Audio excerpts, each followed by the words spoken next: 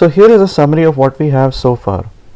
We have defined this function f of v comma I to be the cost of the shortest path from the given global source to any arbitrary vertex v, which uses less than or equal to I edges. And we also have a recurrence for it. F of v comma I is the minimum over all the predecessors of v. Predecessors of v are the vertices which have directed edges into v. For each predecessor, we calculate f of that predecessor comma I minus 1. This is the shortest path cost from the source to that predecessor using less than or equal to I minus 1 edges, and to that we add the weight of the edge from x to v. That is the final edge along that path, and if we take the minimum of the sum across all the predecessors of v, we should get the optimal value for f of v comma I. Now suppose there were two predecessors of v, let's call them x, let's say x and y. It is possible that in the graph there could be a vertex which is a predecessor of both of these. Let's call this vertex as z.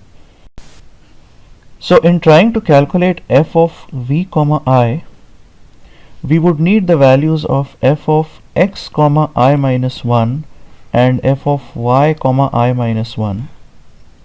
But how do we get the values of these?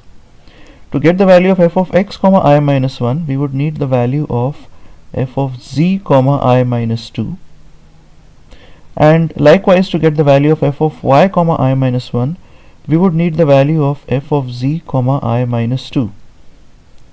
And of course there could be many other vertices in this graph. I am just showing a simple example here. So notice that the worker who is responsible for calculating this value has to call someone else under him or her to first calculate this value, and the same thing is going to be done by this peer worker. This worker will also call someone else under him or her to calculate this value, and notice that both of these are essentially the same subproblem. So the same subproblem is going to be handed over to multiple people in this imaginary corporate hierarchy if we were to try to implement this in a naive way. So we have this scenario here of overlapping subproblems. There is going to be a lot of redundant work done in this corporate hierarchy if we try to solve this recurrence equation in the naive way. We also know that this way of defining the function has the property of optimal substructure. So because we have optimal substructure and overlapping subproblems, we are naturally led to using a dynamic programming based strategy to solve this recurrence equation bottom up, avoiding repetitive work. So we will start from the smallest subproblems and build up the solutions to larger and larger subproblems until finally we have the value of f of destination comma k plus 1. Right? Remember, the original problem had at most k stopovers, which means at most k plus 1 edges along the shortest path from the source to the destination. So how many unique subproblems are there? If we look at the first parameter v, let's assume that the vertices are in the range from 0 to n minus 1. So there are n cities in the graph that are given to us. Their IDs are from 0 to n minus 1. The second parameter is the number of hops. So the number of hops could vary from 0 all the way up to k plus 1. We can't go beyond k plus 1 hops. So in terms of the combination of the two parameters, there are n choices here and there are k plus 2 choices here. So this means we have n multiplied by k plus 2 unique subproblems to solve. So let's build a table which has a cell for every unique subproblem. So the first parameter v can range from 0 to n minus 1. The second parameter I can vary from 0 to k plus 1. So if we imagine this table with n multiplied by k plus 2 cells, then each cell in this table represents a unique subproblem which we have to solve, and finally we want the value of f of destination comma k plus 1. So how will that overall problem get mapped to this table? Well, let's say the ID of the destination is somewhere here. We basically want the value that is stored in this particular cell. Let's say this particular cell represents the overall problem that we want to solve, and the value here is something we want to be f of destination comma k plus 1. So what is the right way or the right order in which to solve all these subproblems in a way that we successfully manage to compute this value? Well, in general, we have to make sure that when we come to any vertex, let's say, or any subproblem, f of v comma I, let's say this is f of v comma I, this particular cell, we should have all the subproblems that it depends on solved, so that the values for them are available which can be used to compute the value of f of v comma I. So where are the predecessors of v going to be? Well, the predecessors of v could be any of the vertices of the graph. We don't know. Except for v itself, any other vertex could be the predecessor, but we know that f of v comma I is going to depend on f of x comma I minus 1, right? That's what we had here. So we need to ask, where is f of x comma I minus 1 going to be found in this grid? Well, it's going to be found somewhere in this column, right? This column represents I minus 1 hops. So we are going to have some predecessors of v and their values. Let's say this is one of the predecessors of v. This value might be used to determine this. Maybe this is another predecessor of v. So this value will also influence the value of f of v comma I, and likewise there could be other predecessors whose values can also influence the value of f of v comma I. We have to consider all of those options and pick the one which is the best. So since the value of any cell seems to depend on a bunch of entries in the column to its immediate left, the natural way to solve these subproblems is to fill up this table column by column from left to right. That will ensure that when we come to any cell, the subproblems that it depends on would already have been solved and the solutions to them available in the column on the immediate left. So let's start by filling in the table with the leftmost column, which is column 0. What values are we going to put in here in the leftmost column? So let me mark the fact that we have to allocate a two-dimensional table of size n multiplied by k plus 2, and since we are trying to minimize the value of f of v comma I, this is a minimization problem. Let's initialize the table entries by default to infinity.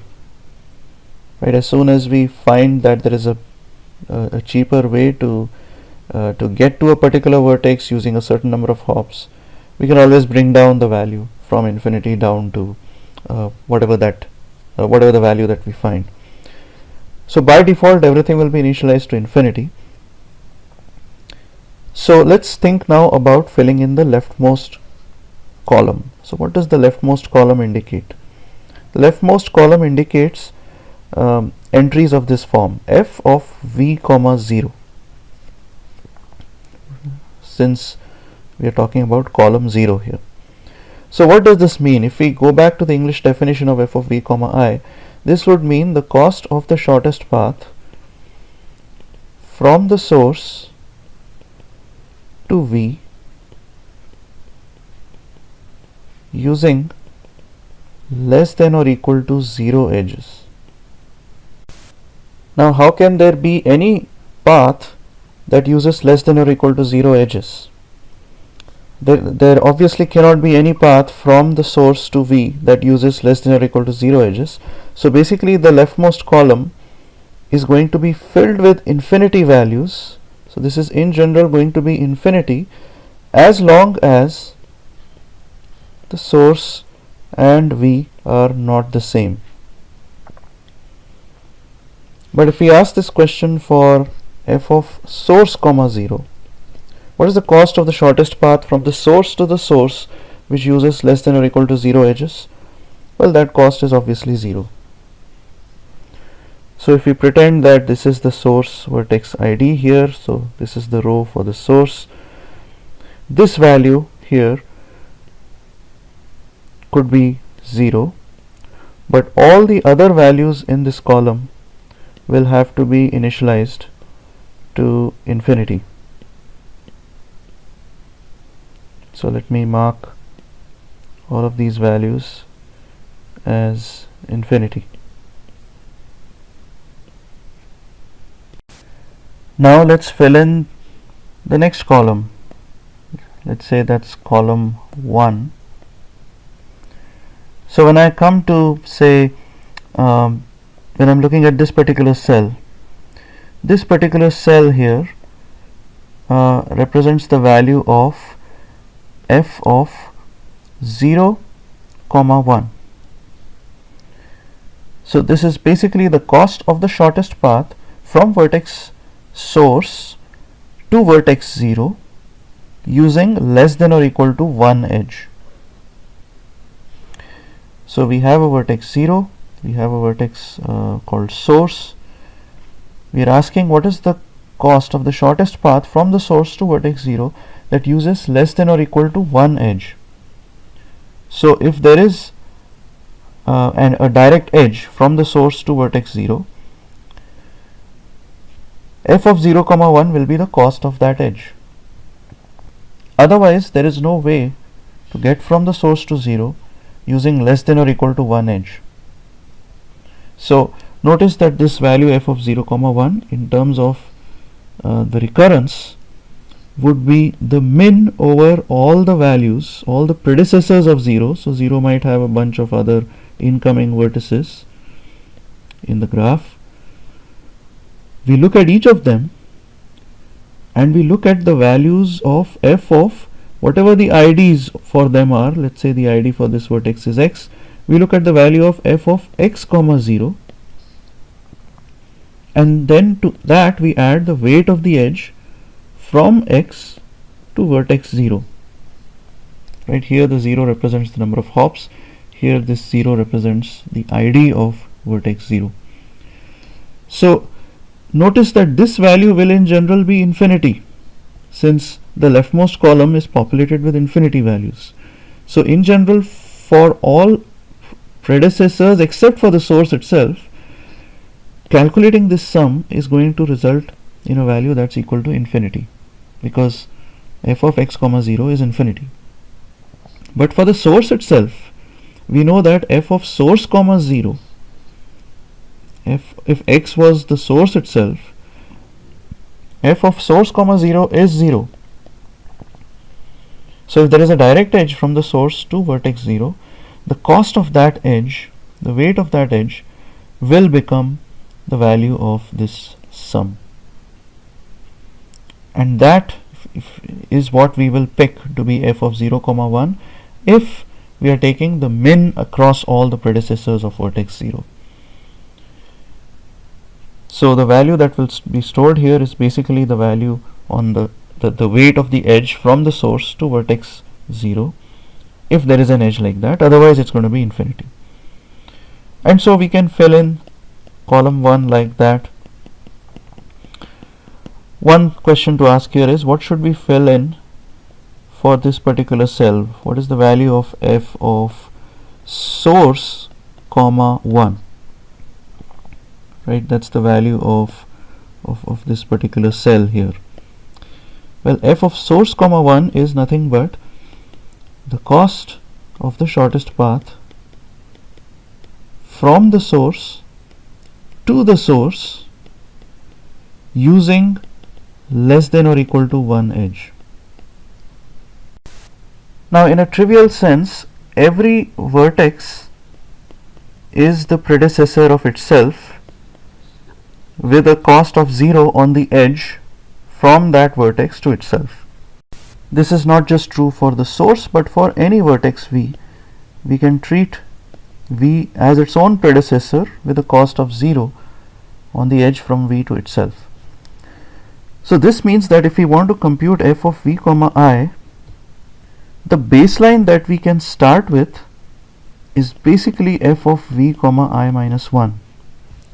So f of v comma I can be no larger than f of v comma I minus 1, because if there is a if there is a way to reach from the source to any vertex v using less than or equal to I minus 1 hops, that particular way is also a way to reach vertex v from the source using less than or equal to I hops. So we can start out by assuming f of v comma I is equal to f of v comma I minus 1 for any v and any I, and then we can see if we can improve it further. So in that sense, this 0 in the table can be directly transferred or copied into this cell here, because that's the baseline for f of source comma 1. F of source comma 1 can start out by being initialized to f of source comma 0. So in general, any cell f of v comma I can first borrow the value in the cell to its immediate left, and then we look at the actual predecessors of v in the graph and see what the cost of the shortest path through them is, and if we get a better cost, then we update it. So this means that when you're looking at a general cell, let's say f of v comma I, the value here can start out by being initialized to the value in the cell to its immediate left. And in general, that's true for any column. When we are thinking of filling in column I, for example, all of the values in column I can start out by being equal to the values, the corresponding values in the column I minus 1.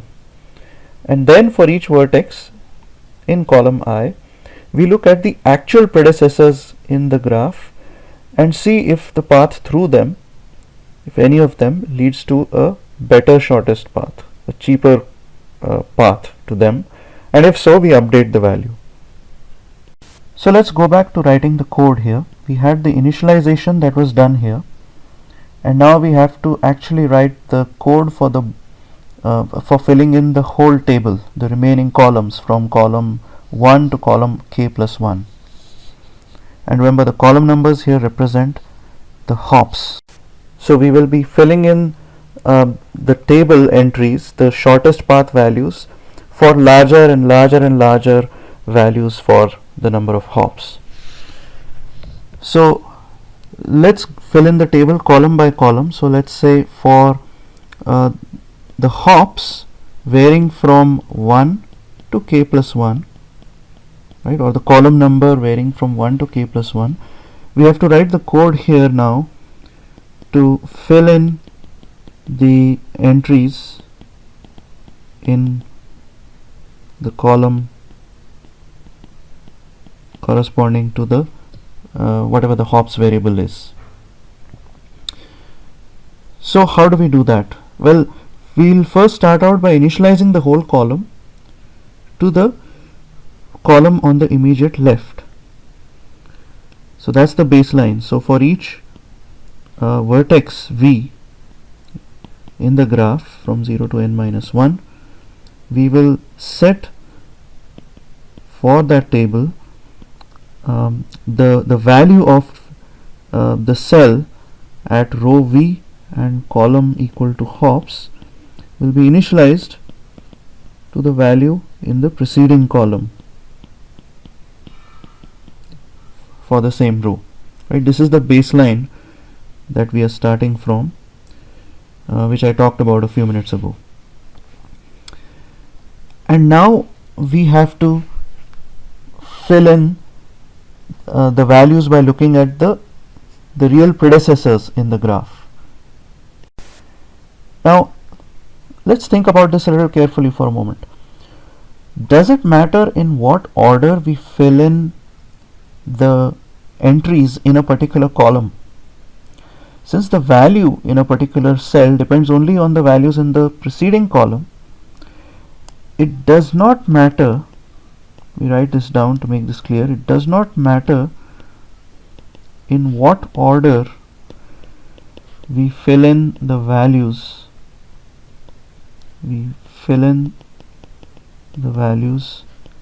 within a particular column.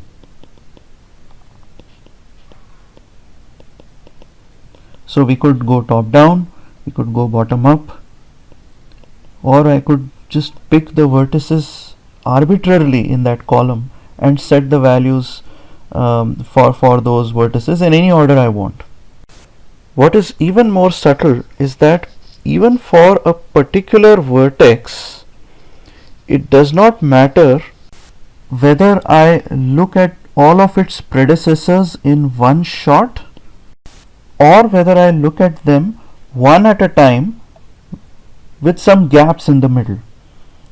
So what I mean by that is, if let's say vertex v has 3 predecessors in the graph, so I have some baseline value for f of v comma I, which is basically f of v comma I minus 1. Now I look at the first predecessor. Basically I'm looking at this edge from the predecessor to v.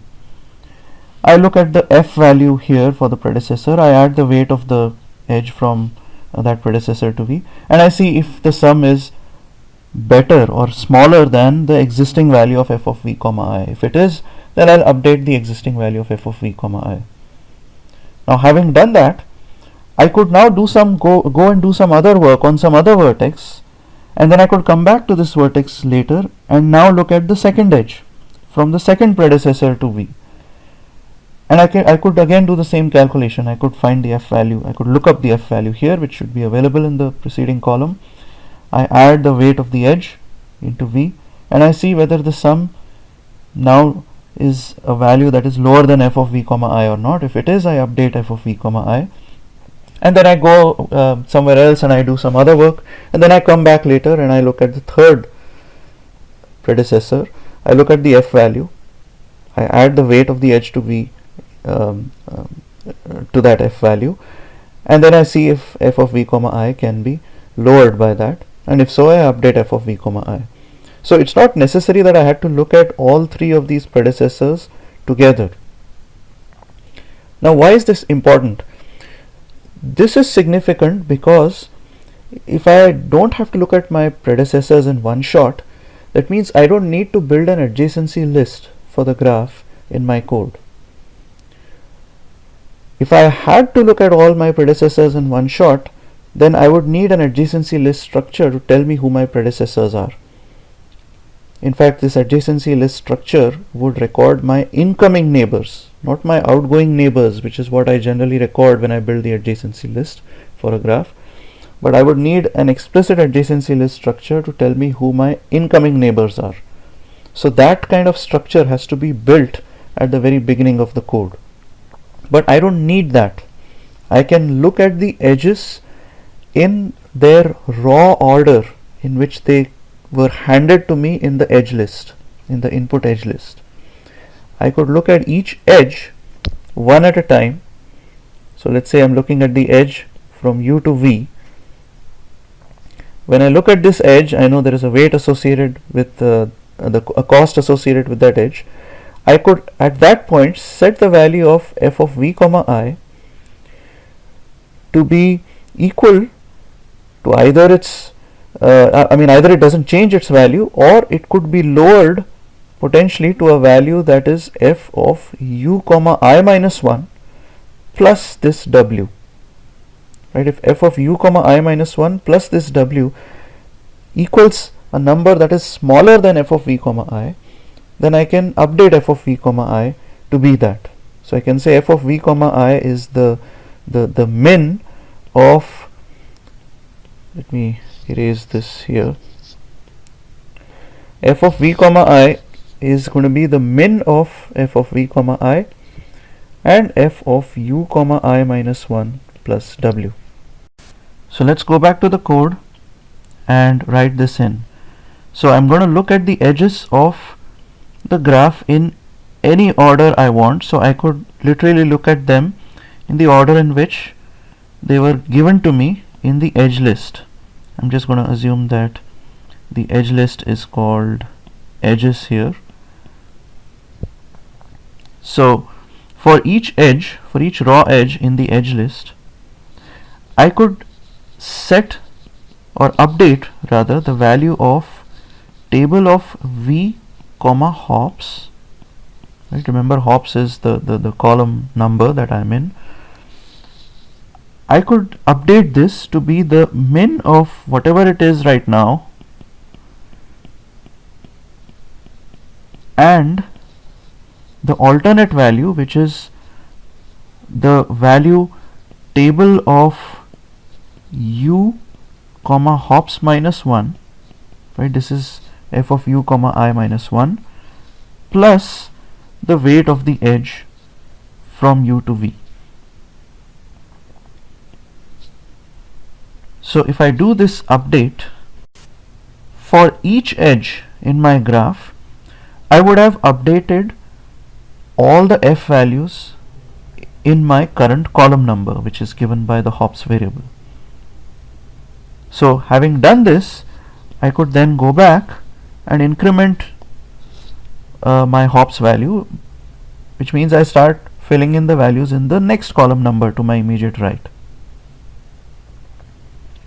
So this is what we keep doing until we have filled in the whole table, and at that point the value that we wanted for the original problem, which was f of destination comma k plus 1, should be sitting in the rightmost column. So we just return that value, which should be sitting in the table entry corresponding to that particular vertex ID, that's the row number, and the column number, which is k plus 1. Right, remember k is a number that is given to us as part of the input. The source is also given, the destination is also given, and the IDs are given of the vertices from 0 to n minus 1 apart from the raw list of edges. So what is the time complexity of this algorithm? Well, let's look at the main loop first. We know that this for loop, this outer loop where we go column by column, this is going to run k plus 1 times, and each time it runs we are going to be spending order n time setting the baseline values in that column, and then we are going to iterate over each edge in the graph. So that's going to be order m time to do that, since there are m edges assumed to be in the graph. For each edge we spend a constant amount of time. So we spend order m plus n time each time this outer loop runs. And since m is typically bigger than n, I could express the total complexity here as order of m plus n times k plus 1, which is roughly order m times k. Since m is more than n, I can write this as order m times k.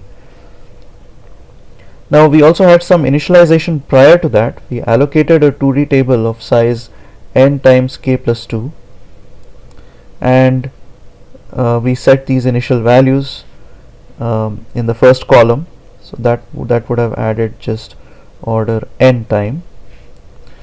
Initializing the table itself would have taken time order n times k.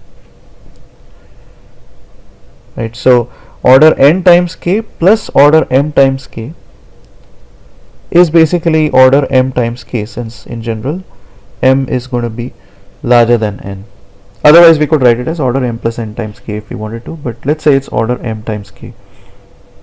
So that's the overall time complexity.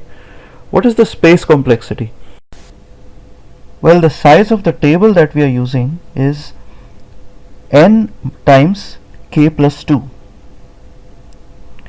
So the space, the total space that we will be using is order n times k plus 2, which is order n times k.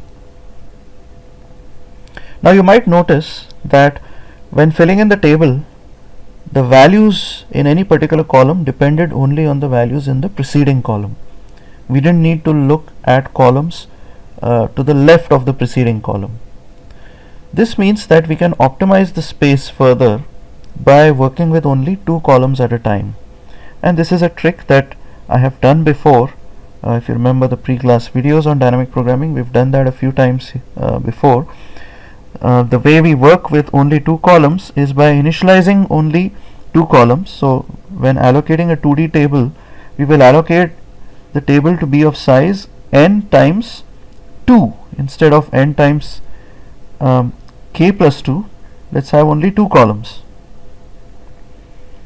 We initialize column 0 to infinity except for the row corresponding to the source. So this doesn't change.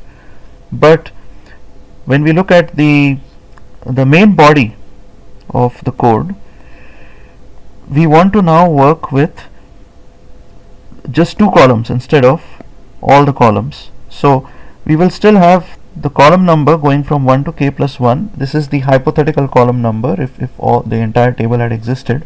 But since we actually have only 2 columns with, let's say, indices 0 and 1, when we are looking up the entry or setting the entry in any row or column number, we will have to take the column number and do a mod 2. So this hops has to be replaced by hops mod 2. This hops minus 1 has to be replaced by hops minus 1 mod 2.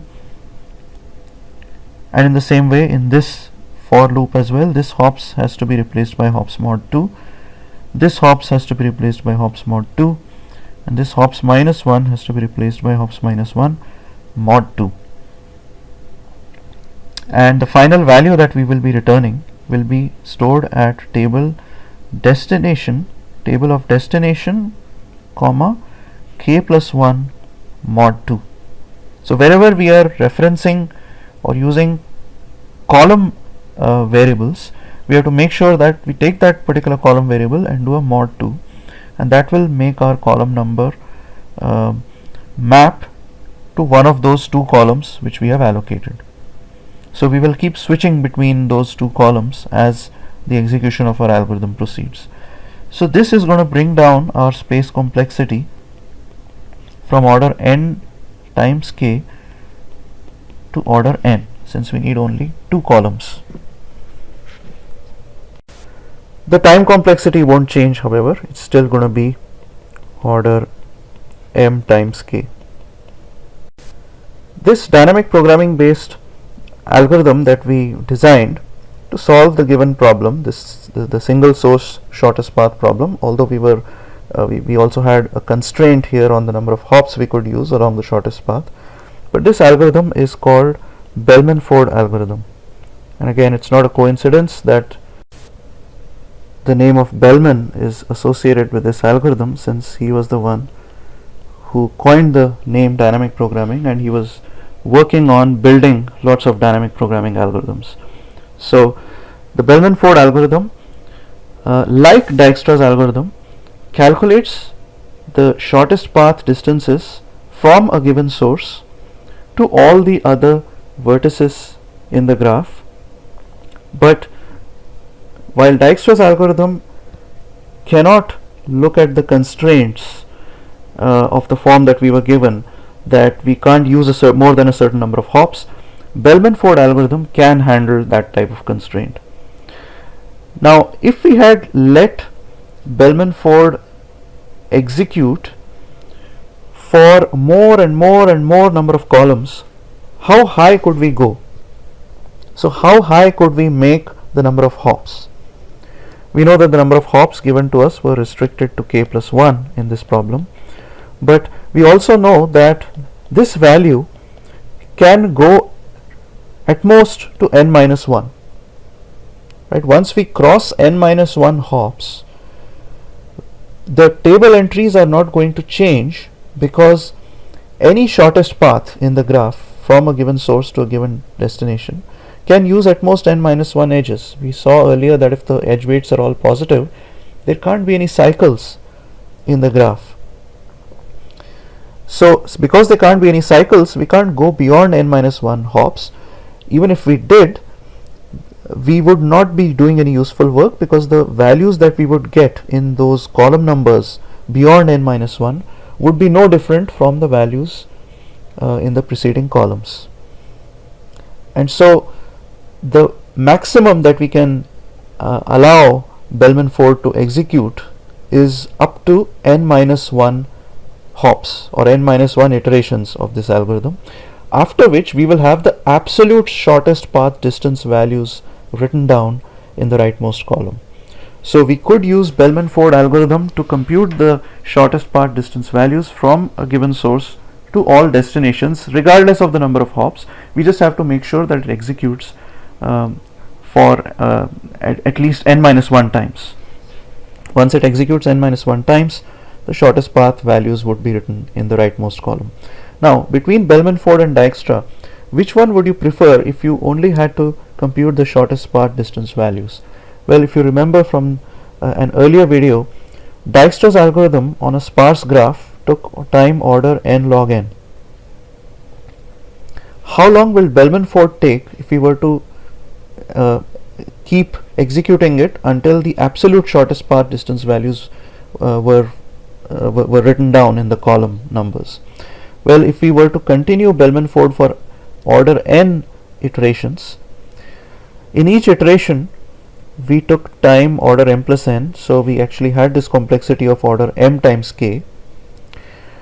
What we are saying here is that k is going to be order n in the worst case, and so Bellman-Ford will end up being order m times k or order m times n. Right, this is the complexity of Bellman-Ford in the worst case, and in a sparse graph this would be order n square, because m would be order n. So clearly order m times n is worse than the complexity we had for Dijkstra. Even on a dense graph, the complexity of Dijkstra was order m log n. So order mn is clearly worse than order m log n, and on a sparse graph clearly order n square is worse than order n log n. So Bellman-Ford is in general more expensive than running Dijkstra's algorithm, which is why we would prefer Dijkstra's algorithm if we only had to compute the shortest path distance values independent of the number of hops. But because we had that constraint here that we can't use more than a certain number of edges along the shortest path, we saw that Bellman-Ford came in handy, whereas Dijkstra would not be looking at the number of hops along the way.